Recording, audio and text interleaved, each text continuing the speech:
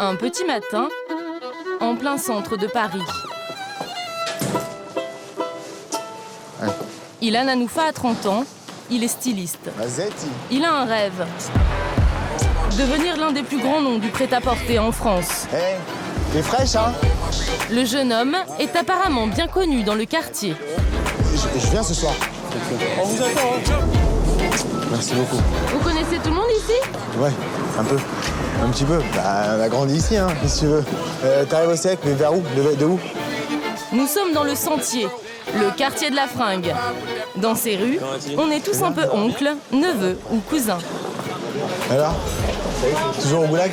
Quand on a réussi dans le Sentier, on ne s'appelle pas par son prénom, mais par le nom de sa marque. Ça va, ça travaille? Ça travaille? Viens voir quand même, non? C'est la petite française, voilà, c'est la petite française. Vous êtes son nom? Non, Ouais. son cousin par alliance. D'accord. Et vous travaillez dans le Sentier? Dans le Sentier, la petite française. D'accord. Voilà. Et alors? Je l'ai vu, il était petit comme ça. Et je lui cassais les pieds. Voilà. Et maintenant, c'est lui qui me casse les Comment le pieds. téléphone de ton frère? Prends. Même entre concurrents, on se fait la bise. Hey! Espèce de fou, va! Ça, c'est Madison. C'est Madison. Madison, c'est un petit créateur sympathique aussi. Il fait des choses très sympas. Arrête de me dire c'est ça. Tu fais des choses sympas, qu'est-ce qu'il y a? Des choses sympathiques, Il est dans le speed, il est dans son speed à lui. Comment ça va? Ça va forme? Ouais. Allô? Mais avant de devenir le nouveau Jean-Paul Gaultier, Ilan Hanoufa a un petit problème à régler ce jour-là. Il doit aller chercher d'urgence des étiquettes pour les vêtements de sa nouvelle collection. Si tu payes en espèces, tu l'as plus vite ta marchandise. Tu payes en carte bleue le temps que machin, je sais pas, j'en sais rien moi. Enfin, ils préfèrent les espèces, on le paye en espèces, ça leur rend service, aux gens. Tu vois? Ici, tout le monde est pressé. Et pourtant, Il est pas là. Comment tu sais? Ben parce qu'il est pas là.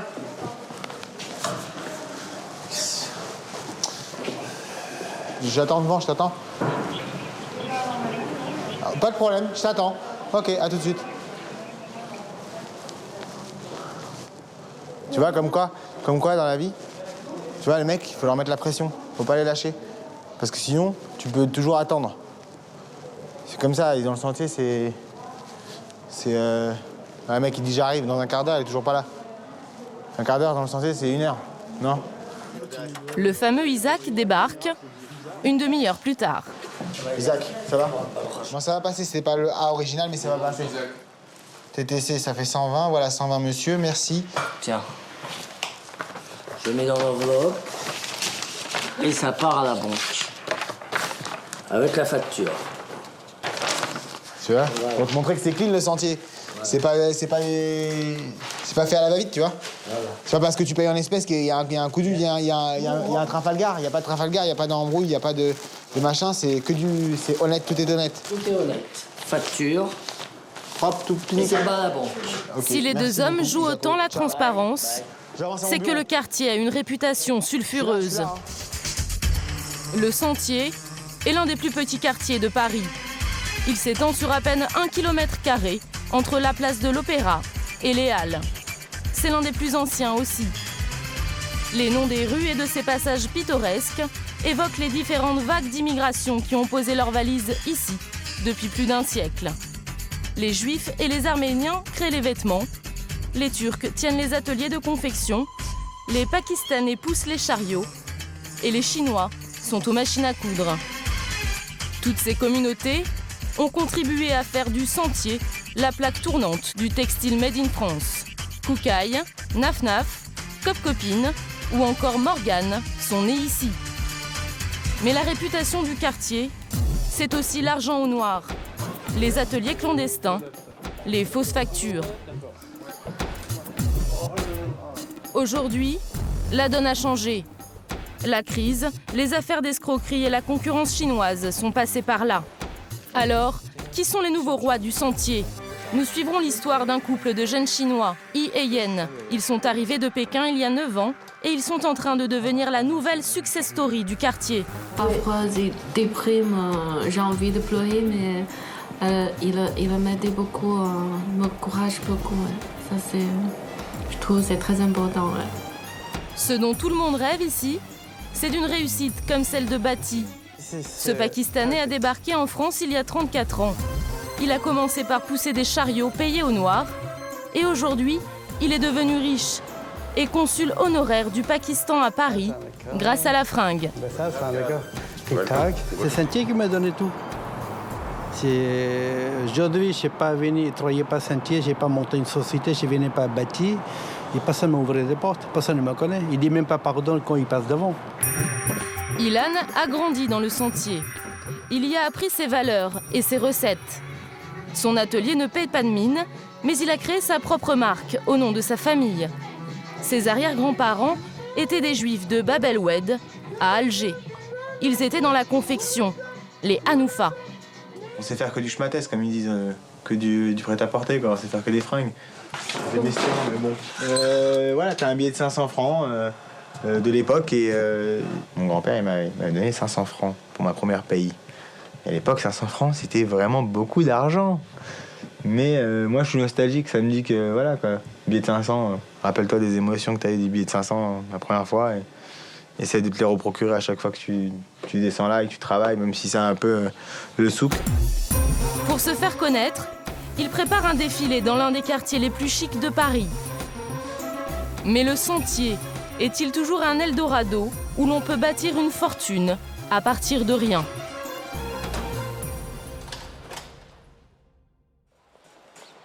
I et sa femme Yen ont tous les deux 30 ans. Tous les matins, à 9h pile, ils ouvrent leur boutique rue Saint-Denis, au meilleur emplacement du quartier. Le couple a repris ce magasin de vente en gros il y a presque un an. Dans leur boutique, tous les employés sont chinois, tous jeunes, et ils savent tout faire. Il faut faire les cartons, faire l'article, et même le mannequin. Leurs clients sont des détaillants en vêtements, ils viennent du monde entier. Moi, j'ai 6 boutiques à Osaka. Où ça? Oui, à Osaka et une boutique à Kobe. Et vous venez d'où? En moyenne, c'est 15 € pour une tunique, au prix de gros. On note? Oui. Bon, ça c'est ML. Alors, Oui. C'est la première fois, moi. Jamal a une boutique de vêtements à Thionville, dans l'est de la France. Avant, il se fournissait chez les fabricants juifs du quartier, mais la plupart ont laissé la place à leurs concurrents chinois. Sinon, le service, ça vous convient? ah non, pas du tout. Très très désagréable. Ils sont nazes, hein. Question de service, ils sont nazes. Ils sont pas forts, hein. Ah non, hein. C'est quoi? Ah bah eux, c'est que le business, hein. Voilà. Puis ils parlent entre eux en chinois. Alors ça, je supporte pas. Vous comprenez pas? Non, bah non. Et avant le Sentier, c'était pas ça? Avant, c'était différent, c'était plus sympathique, c'était plus sympa. Mais bon, aujourd'hui, le problème, c'est qu'ils bouffent tout. Il n'y a que eux. Il n'y a que eux. C'est ça le problème. C'était quoi avant? C'était l'ambiance Méditerranéenne, voilà, ça, on retrouve plus de ce côté-là. Ça y est, c'est fini, ça. S'il vient se fournir ici chaque semaine, c'est que la marque a su marier à un prix bas avec un style tendance. C'est vraiment de la copie, donc ils prennent ça on va dire, oui, de chez H&M ou d'autres créateurs. Et puis voilà, ils pompent. Mais c'est vraiment bien fait, quoi. C'est ça, vraiment, c'est bien fait. Et ça se vend rapidement, parce que le prix est vraiment correct. Quand vous vendez un petit pull à...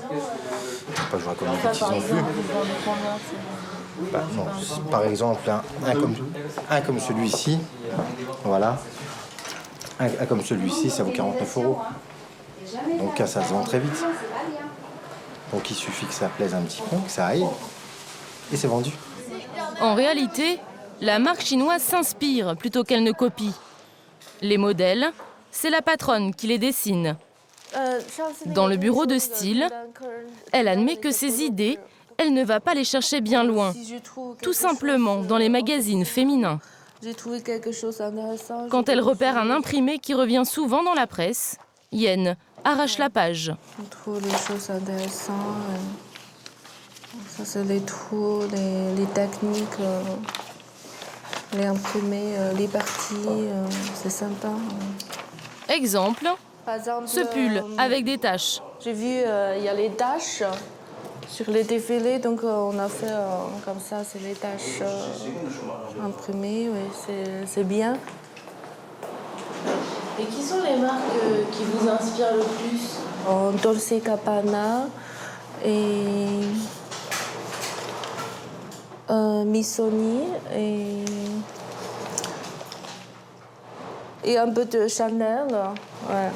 Un peu de tout, ouais, c'est plutôt ça. Yen dessine des croquis très détaillés qu'elle envoie ensuite en Chine. Le couple emploie plus de 200 personnes sur place. On a besoin des petites tasses pour bien préciser. Pas facile de gérer une production à plus de 8000 km de distance. Pour s'assurer que le travail est bien fait, il faut appeler tous les jours. Bonjour mademoiselle Li, comment allez-vous? Pour le modèle Linhua, on va continuer à en commander. Dites-moi, dans combien de jours on pourra en recevoir? Oui, je sais que c'est le nouvel an chinois en ce moment, mais est-ce qu'on peut essayer de l'avoir avant le 10? Bon, alors le 15? Je suis un peu inquiète. Vous êtes sûre que ça va arriver avant la fin du mois? Il faut faire le maximum pour faire avancer les livraisons. Livrez autant que vous pouvez dès que possible. Ok, au revoir. Au revoir. Et parfois, il faut bien expliquer les détails. En plus, de donner les pressions et pour avancer. Ouais, sinon, c'est toujours un peu n'importe quoi, mais ouais. Leur société n'a que 3 ans d'existence. Elle fait déjà 2 millions d'euros de chiffre d'affaires. Le couple ne compte pas en rester là. À quelques numéros dans un petit passage, Ilan Hanoufa a encore beaucoup de chemin à faire. Il doit absolument finir sa nouvelle collection de prêt-à-porter. Il a une vente privée de prévue et c'est dans une semaine. Les derniers rouleaux de tissu doivent être livrés au plus vite chez son entrepreneur qui coupe et monte toute sa collection.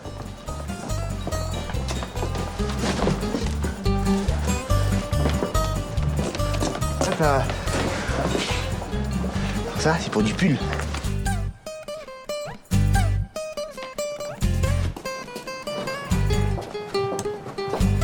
Je fais tout moi-même. Parce que t'es jamais mieux servi que par toi-même. Le problème, c'est que le quartier est très exigu et qu'il stationne dans un passage pour piétons. Excusez-moi, excusez-moi, je charge la voiture. Je m'en vais. Amène-toi, parce que moi je vais la fraîche. Allez, on tout ta bague dans la sur l'arbre. Mais il faut se calmer, hein. Casse-toi, tu vas l'emmener à la crèche, putain. Mais il faut se calmer. Moi, si je m'en fous, alors voilà, je vais laisser la voiture, tu fais comment? Tu fais le tour. Bah oui. Eh ben, fais le tour, alors voilà. Et puisque tu me parles comme ça, eh ben, tu vas faire le tour. Moi, je suis calmé, comment je fais pour passer? Je m'en vais, là. Oh non. T'as jamais vu me rentrer dans une voiture comme ça? Eh, c'est ça? Oh non. Comme beaucoup de commerçants du quartier désormais, Ilan ne fait pas fabriquer ses modèles dans le sentier, mais en banlieue parisienne. Ça lui revient moins cher. À 20 minutes en voiture du centre de Paris, de l'autre côté du périphérique, c'est entre Pantin et Aubervilliers, en banlieue nord, que se fabriquent la plupart des vêtements encore produits en région parisienne. L'entrepreneur d'Ilan est chinois. C'est un ancien de la Légion étrangère. Il s'appelle Monsieur Zong. Monsieur Zong. Monsieur. Bonjour, mademoiselle. Monsieur Zong, c'est Léon. C'est mon légionnaire à moi. C'est ça le sentier, c'est le mélange des nations. C'est-à-dire? C'est le mélange des origines, de tout. Alors que voilà, aujourd'hui on travaille avec je travaille avec Monsieur Zong. Monsieur Zong, c'est mon entrepreneur. À côté, on a, comment il s'appelle, Nikos, qui est grec, ouais, et qui coupe la marchandise pour nous. Ouais. Et Nikos, c'est Nikos. Monsieur Zong, c'est Monsieur Zong. Tu vois, entre un grec, un juif et un chinois, on va les avoir. C'est un peu ça, comme histoire. Monsieur Zong a un argument commercial, sa vitesse de fabrication. Et Ilan va encore lui demander l'impossible. On est jeudi aujourd'hui, lundi matin... Ben, lundi tout sorti, hein. La robe n'a pas fini encore, là. Toi, ça va vite. Tu m'as dit Mewanti, non oui, Mewanti. Si, de toute façon, ce matin, c'est commencé, après-midi, on va finir. C'est rapide. Les Chinois travaillaient, c'est très rapide. Il n'y a pas l'heure, il n'y a pas soir, il n'y a pas nuit, hein. Il n'y a pas dimanche. On y va, Monsieur Zong, parce qu'on va être en retard. On va monter? Montez. Vous m'attendez là? Je suis désolé. Et si je trouve l'atelier de Monsieur Zong, ou notre atelier, on va dire, parce que on est ensemble, après les gens vont venir, vont lui donner beaucoup plus de travail. Et là, je vais pas réussir à faire mes petites séries, je vais pas réussir à faire mon travail, donc je préfère motus bouscusu, comme on dit. Hein, vivons heureux, vivons cachés. Dans la confection, chacun est jaloux de ses petits secrets. 10 minutes plus tard, Ilan et Monsieur Zong ressortent avec une 60aine de t-shirts, commandés 2 jours plus tôt. Voilà la marchandise. 58. Non, 57. Ça, tout ça là. Oh. 57. Je sais pas compter. Je sais pas compter. Moi, je compte pour toi. Tu sais très bien que c'est moi qui compte, mais je te dis. Je vais noter sur le carnet tout de suite. J'ai fait 1, 2, 1, 2, mais je sais pas compter. Hein. Parce que je dans l'armée, apprendre à penser un peu, c'est pour ça que je n'ai pas bien pensé. Quoi. Le montage, pour un t-shirt comme ça, en moyenne, un montage comme ça, c'est à peu près dans les 15-17 euros.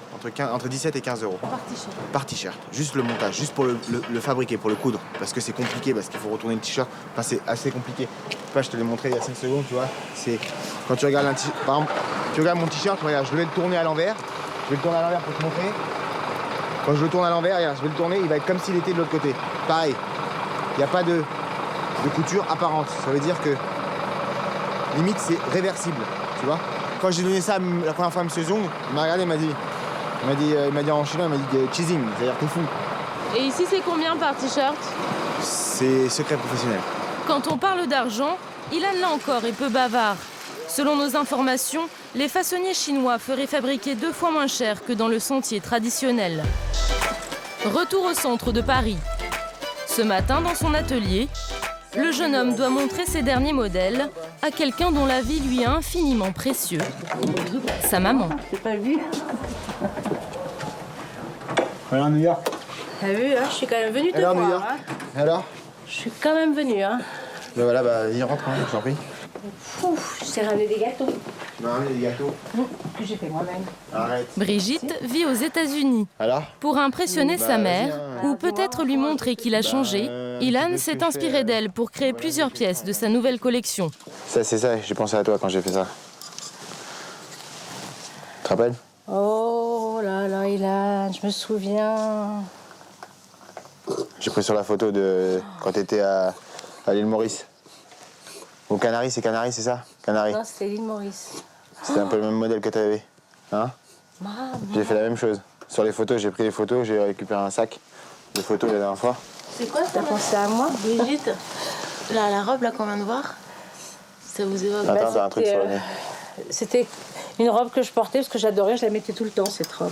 Et j'ai décliné dans cette matière aussi. Sympathique, hein? Il y a plein de choses qui reviennent, quoi. Petit, c'était un emmerdeur.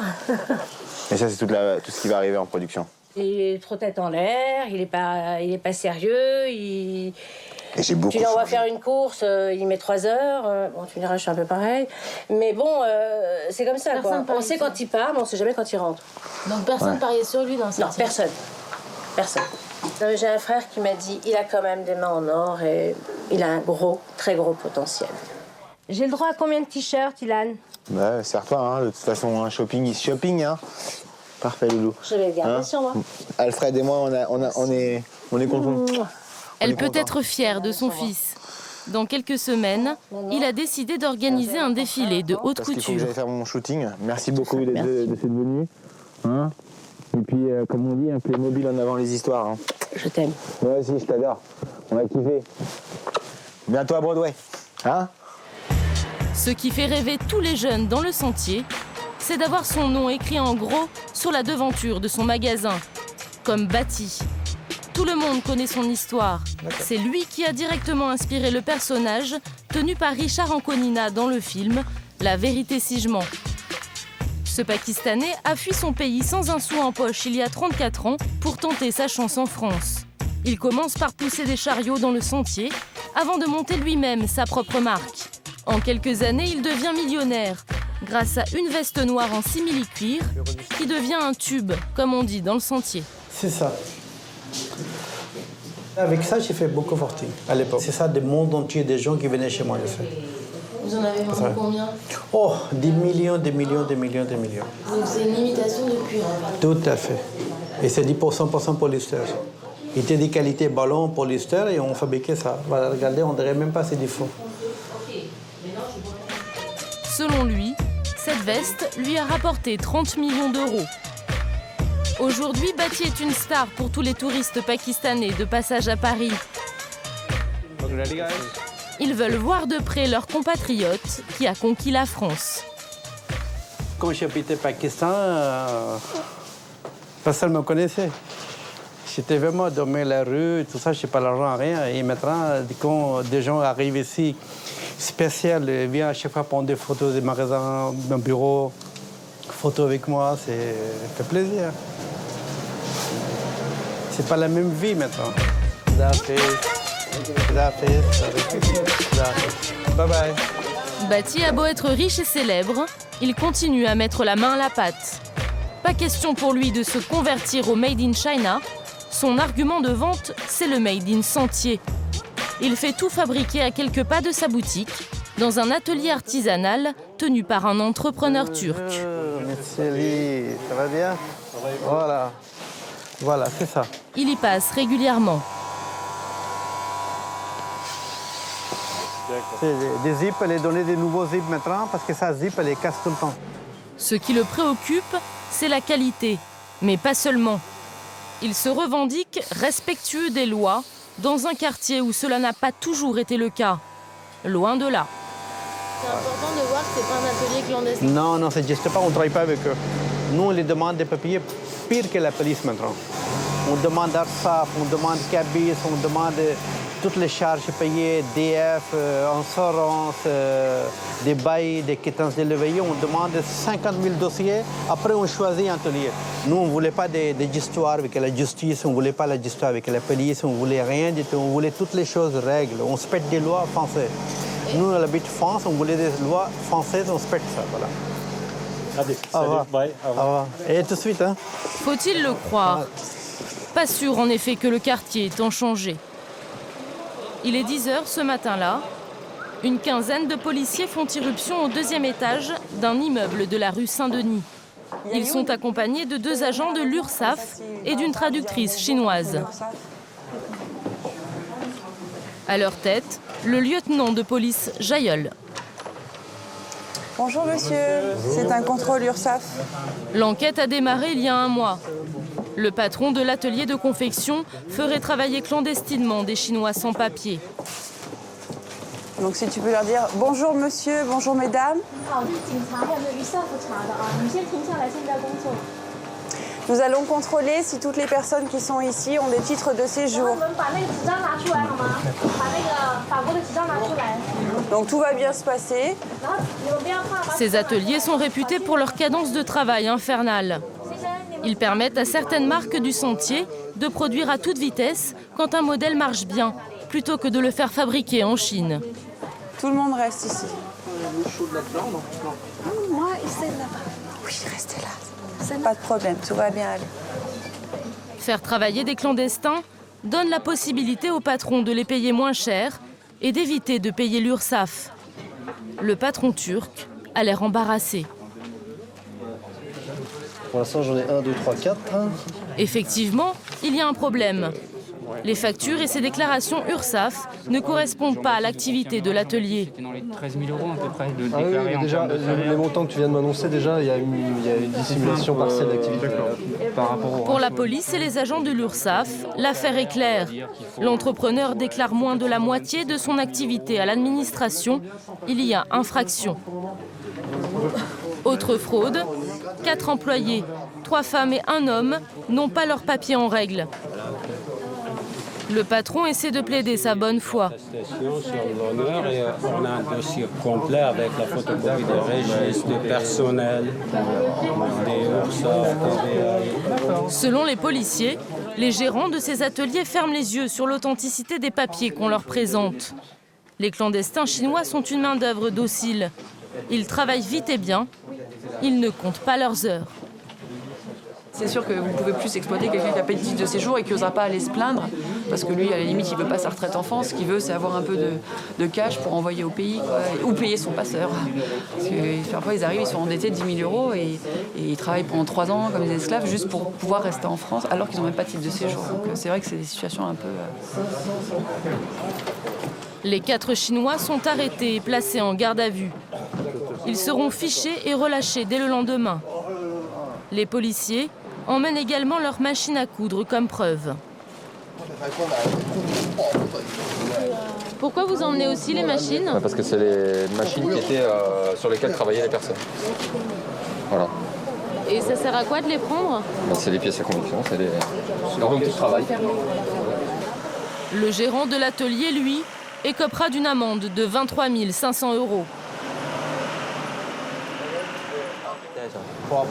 Et le jeune patron chinois ne risque pas d'avoir ce problème.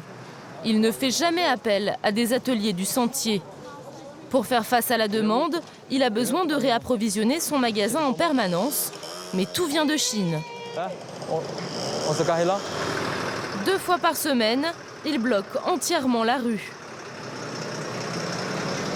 Sinon, on reste là. C'est bon.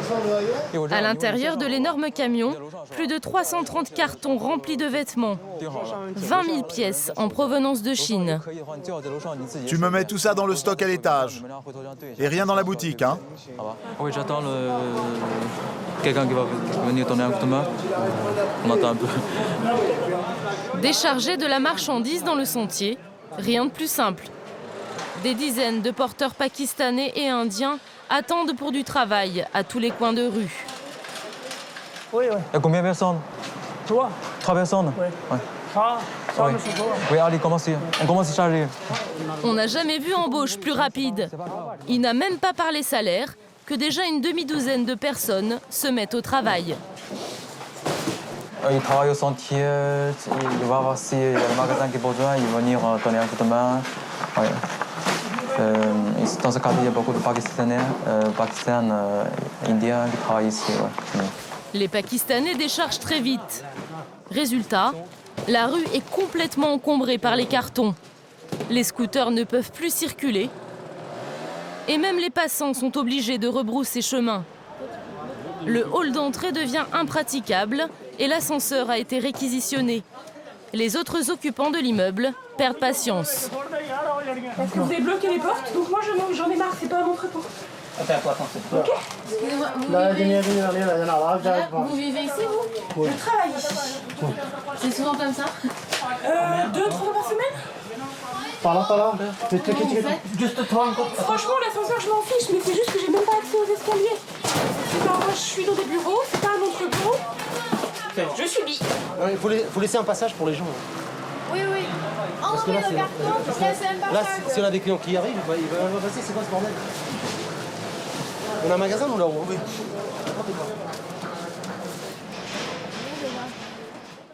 4 heures plus tard, le stock à l'étage est plein à ras-bord.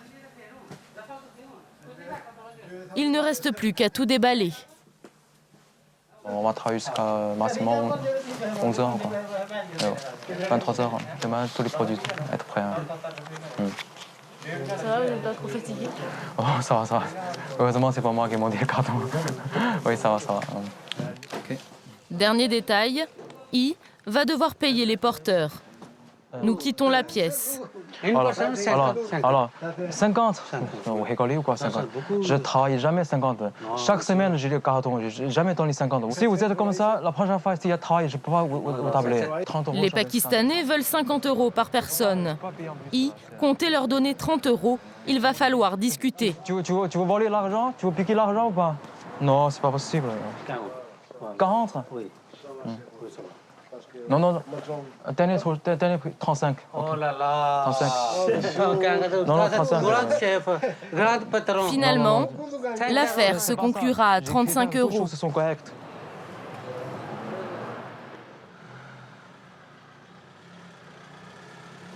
Il est 22h30. Ce n'est pas vraiment une heure pour déménager. Et pourtant, c'est bien ce que fait ce jeune couple. Ce soir, Emeline et Jean-Guillaume emménagent. La journée, c'est compliqué entre les livraisons, les personnes avec les chariots, les tissus, tout ça. C'est pas très pratique, donc là, on en profite, quoi. Tout autour de leur immeuble, des ateliers, des boutiques textiles et depuis peu de temps, des logements pour particuliers.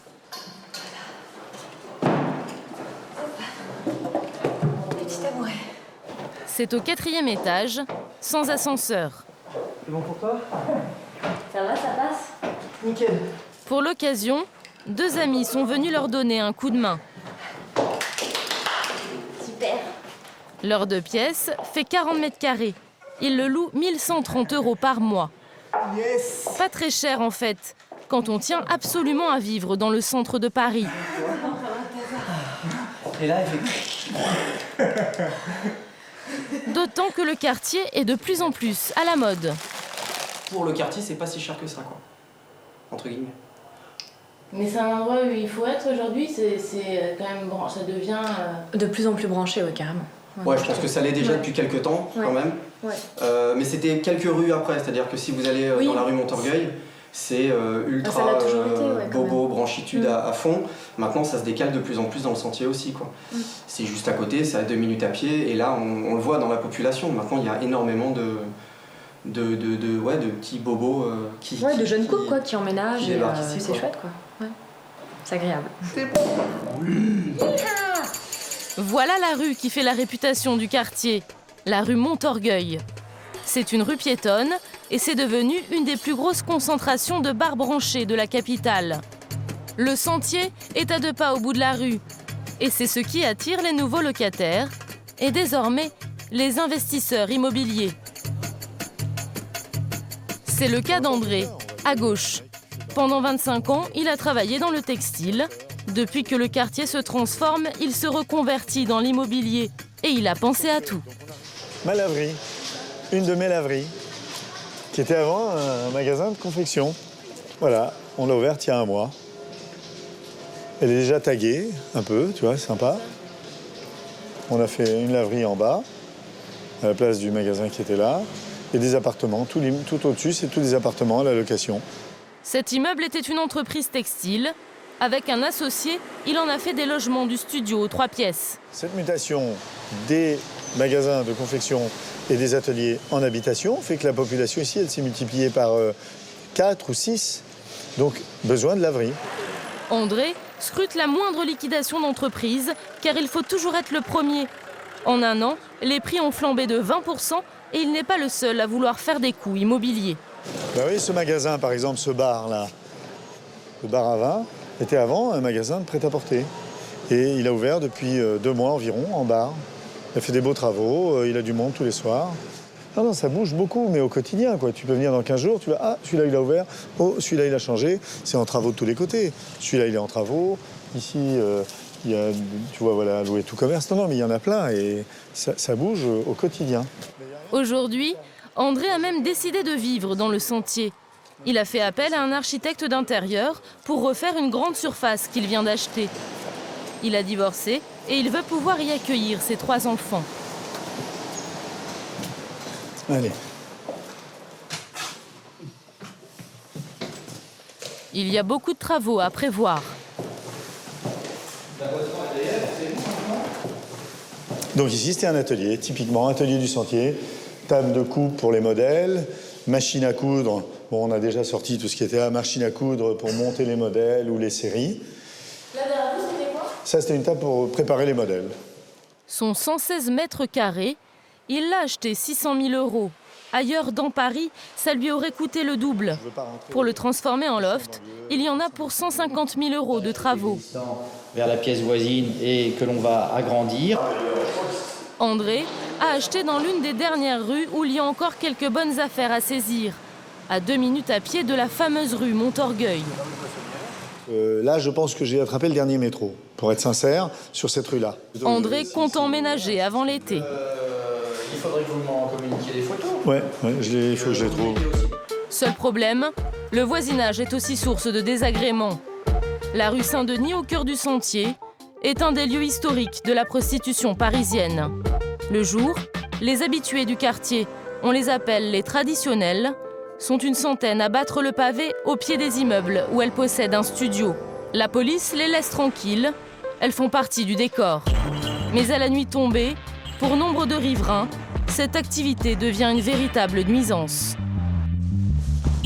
Cet habitant s'est installé dans le quartier il y a quelques mois. Ce jeune célibataire y a acheté un studio de 40 mètres carrés pour 300 000 €. C'est votre petit chez vous, là? Voilà, je suis arrivé ici au mois de juin dernier. Donc, ah non, on est bien ici. L'intérieur est très agréable, la vue un peu moins. Bon, je vais vous montrer ce qui se passe sous ma fenêtre tous les soirs. Bon, ça commence vers 21 h et le gros à partir d'1 ou 2 heures du matin. Juste en bas de chez lui, d'autres jeunes femmes font concurrence aux traditionnelles avec des méthodes moins discrètes. Plusieurs dizaines d'entre elles opèrent dans les halls d'immeubles, dans les cages d'escalier et parfois même dans la rue. Le mec à la casquette orange, il est rentré dans le hall.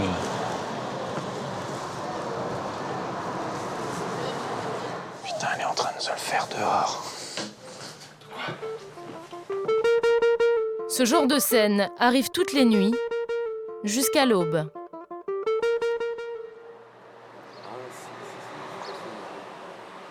Cet autre riverain habite l'un des petits passages privés de la rue Saint-Denis. Le matin, la première chose qu'il fait, c'est d'aller inspecter la cour de son immeuble. Alors en fait, je regarde ça par exemple, c'est-à-dire le préservatif que vous voyez là. Voilà. Et une des riveraines qui, la semaine dernière, se promenait avec son enfant. Et le gamin a attrapé en fait un préservatif usagé entre deux voitures. Il l'a pris pour un ballon et a soufflé dedans. Donc voilà. Donc la personne est allée porter plainte. Mais c'est ce genre de choses qui sont juste en plein Paris, au jour d'aujourd'hui, inadmissibles, quoi. C'est les capotes, les Kleenex.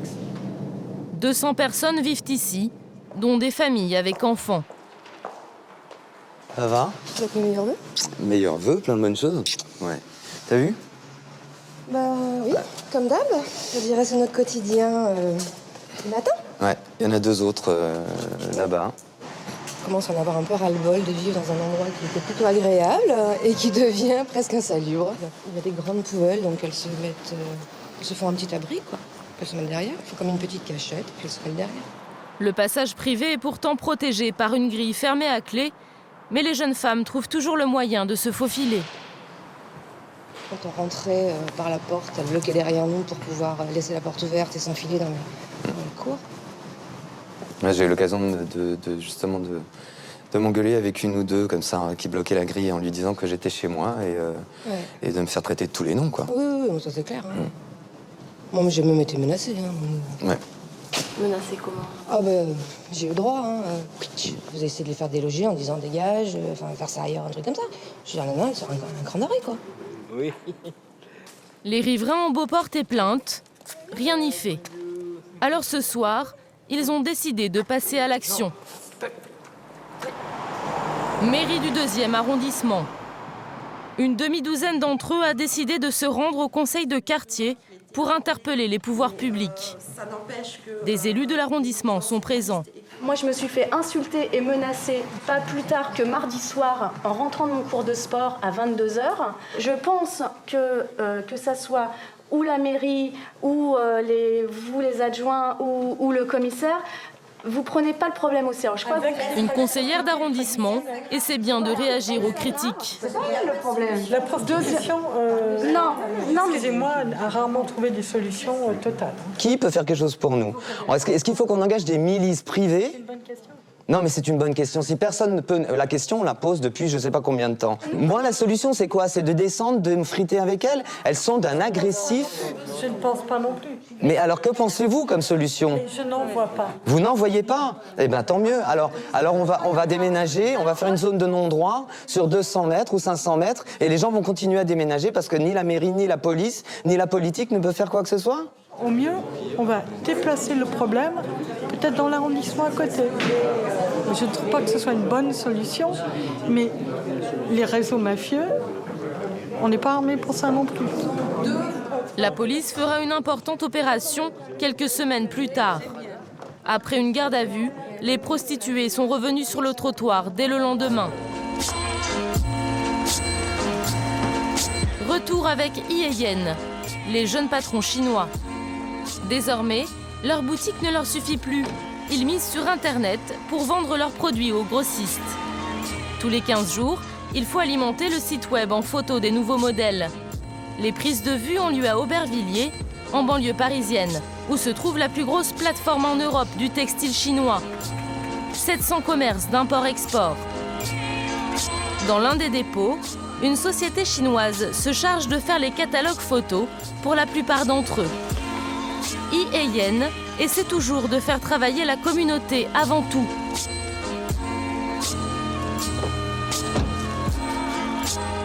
Tout le monde est chinois, sauf le mannequin, une jolie blonde, c'est mieux pour les ventes. Comme notre clientèle, c'est plutôt pour le client européen, donc je pense que c'est mieux de choisir une fille blonde avec toutes notre collection, ça c'est mieux. Ça a bien été présenté. Est-ce que tu peux harmoniser la couleur des pommettes, s'il te plaît? Elles sont pas bien maquillées. Ok. Un petit peu. Encore, oui, c'est ça. La jeune femme, payée 300 € la journée, va enfiler une centaine de vêtements en quelques heures. Les photos seront en ligne quelques jours plus tard.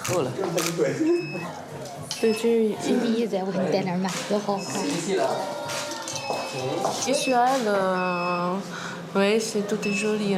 Ouais. Ça donne plus envie d'acheter.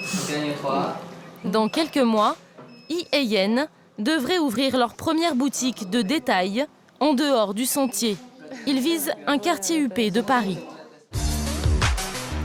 Bati, lui, s'évade du quartier dès qu'il le peut. Avec le succès, il a pris goût aux arrondissements chics. Un mec comme moi, vous savez que ma vie, que j'ai commencé par zéro, que je suis dans mes métros et maintenant j'ai venu de l'autre côté du monde. Moi-même, des fois, je ne crois pas. Que tellement je connais, c'est même pas une semaine, j'ai dîné avec le président Chirac. On partait dîner ensemble à Brasserie Saint-Germain, qu'est-ce qu'on rigolait ensemble, comme les bébés et tout.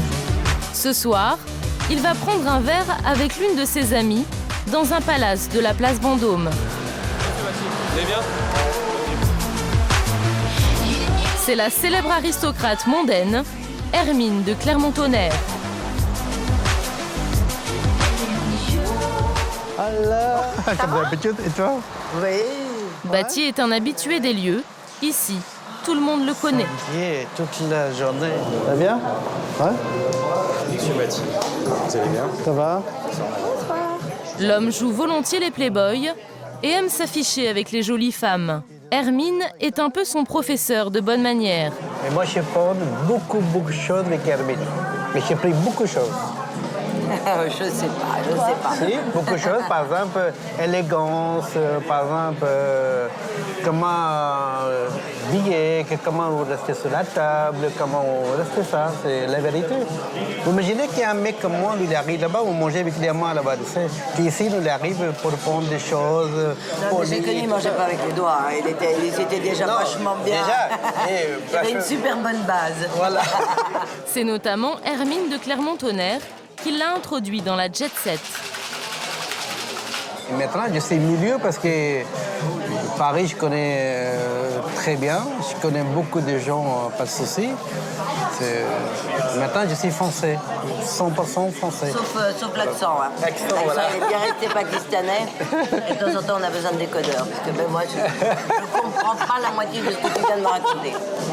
Au bout de plus de 15 ans d'amitié. Et Hermine, dis-le que c'est ça, c'est charme. Des gens, ça, c'est charme, voyez. Voilà. Et si on met c'est le charme. Ah non, il y a du boulot, je vous le dis. Il reste du boulot. Ah, mon Bati. Ilan, lui aussi, veut se faire un nom. Dans quelques jours, il doit présenter sa nouvelle collection de vêtements haute couture. Pour l'instant, il a du mal à joindre les deux bouts et il aurait bien besoin de trouver un investisseur. Ce matin, Il tombe sur un ami d'enfance qui a fait fortune. Ouais, donc voilà, je fais un défilé de couture là. Ouais, travail. Bah viens, je te donne une invitation. Les lumières, c'est gratuit. Les mannequins, c'est gratuit. Les maquilleuses, les mecs. L'ami semble intéressé. Les limousines que je vais avoir, ça va être gratuit. Je sais faire avec pas d'argent. Ok, tu sais faire le relationnel, mais maintenant, pourquoi t'as besoin? Moi, j'ai besoin de quelqu'un qui est là tout le temps avec moi, qui s'occupe de À moi. part ça. À part ça, un petit peu d'oseille, c'est tout, pas beaucoup. Combien t'as besoin? Je sais pas, c'est à toi de chiffrer. C'est à toi de chiffrer. Combien t'as besoin? 500 000, 1 million? 500 000, 1 million, les chiffres valsent. Pas sûr que l'investisseur soit au rendez-vous, mais dans le sentier, tout le monde a le droit de rêver. Deux comme Dor et moi, on peut le défoncer. C'est un gars qui voyage du matin au soir en jet, tu vois. Lui, il conduit pas la voiture. C'est pas lui qui conduit la voiture. Il conduit rien, lui, il conduit jamais. Il fait rien de sa vie, à part se détendre et parler au téléphone et faire ses affaires au téléphone. C'est normal. Oui, bien sûr, il a un jet, lui. Lui, il a un jet, un hélico, il est bourré. Une quinzaine de jours plus tard, Ilan doit présenter sa collection de vêtements haute couture à 2 pas des Champs-Élysées, loin du sentier. Un petit peu le sentier, c'est le sentier, ici, c'est ici. C'est quoi la différence? Il n'y a aucune différence, il n'y a aucun rapport. T'es avec les torchons, si tu mélanges les torchons et les serviettes. Si t'es dans les serviettes, le sentier, c'est le torchon. Mais voilà. Vous reniez pas quand même vos origines? Tu renies rien du tout, tu viens de là où tu viens, mais non, après, à toi de savoir évoluer. Il a réussi à se faire prêter une galerie d'art sur la très chic avenue Matignon. Faut savoir où on va le mettre, hein. Pour décorer les lieux, il apporte des sculptures qu'il a créées lui-même. Il a aussi réussi à mobiliser une bonne vingtaine de personnes autour de lui. Je compte sur vous pour épauler, quoi, pour lui montrer si le pied n'est pas assez haut, si machin, ces trucs. Faut qu'on s'entraide sur ce coup-là.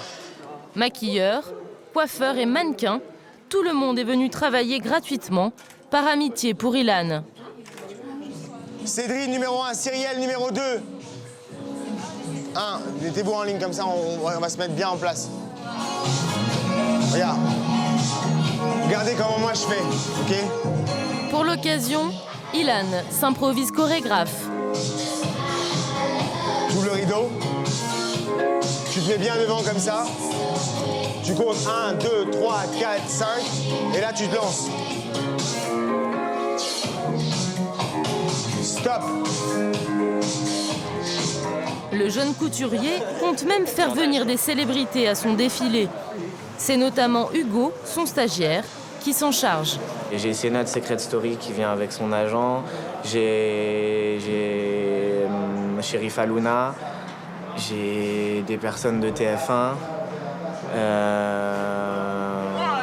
Pardon. Allô? Il espérait aussi la présence de Jean-Paul Belmondo, mais là, mauvaise nouvelle. Il va être déçu. Quoi? 0 pointé? J'ai pas pu ramener Belmondo. Ah, mais t'as un 0 pointé. Comment ça, j'ai un 0 pointé? J'ai fait... Alors, qu'est-ce qu'on avait dit? On avait dit que tu devais courir tout le tour de Paris. Pardon? Sur le périph', à pied. C'est ce qu'on avait dit. 300 invités sont attendus. Mais à 30 minutes du début du défilé, aucune star n'a encore foulé le tapis rouge. Le stagiaire d'Ilan relance ses contacts. À 45, vous serez là? Ok, bah prions Dieu alors. Vous me tenez au courant? Super, merci beaucoup. Ouais. C'est qui qui a géré les listes d'invités, c'est toi? C'est moi, ouais. Qu'est-ce que tu veux? Tout ça, c'est les gens qui sont assis, c'est ça? Non, ça c'est tous les gens qui sont confirmés. Jordan, elle est au courant de rien, c'est qui? La liste des gens assis. La logistique a quelques ratés, mais pas de quoi faire perdre à Ilan son sens de l'humour. Il avait réussi à se faire prêter des voitures de luxe.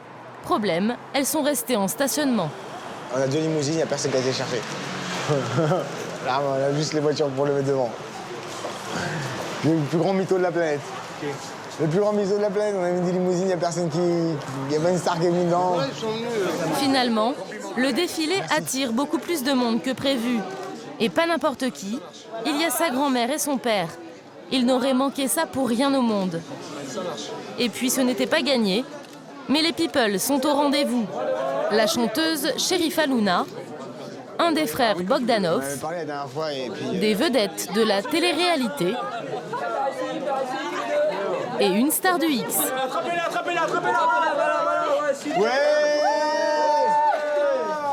Tout le monde est là, les photos sont faites, le défilé peut enfin commencer.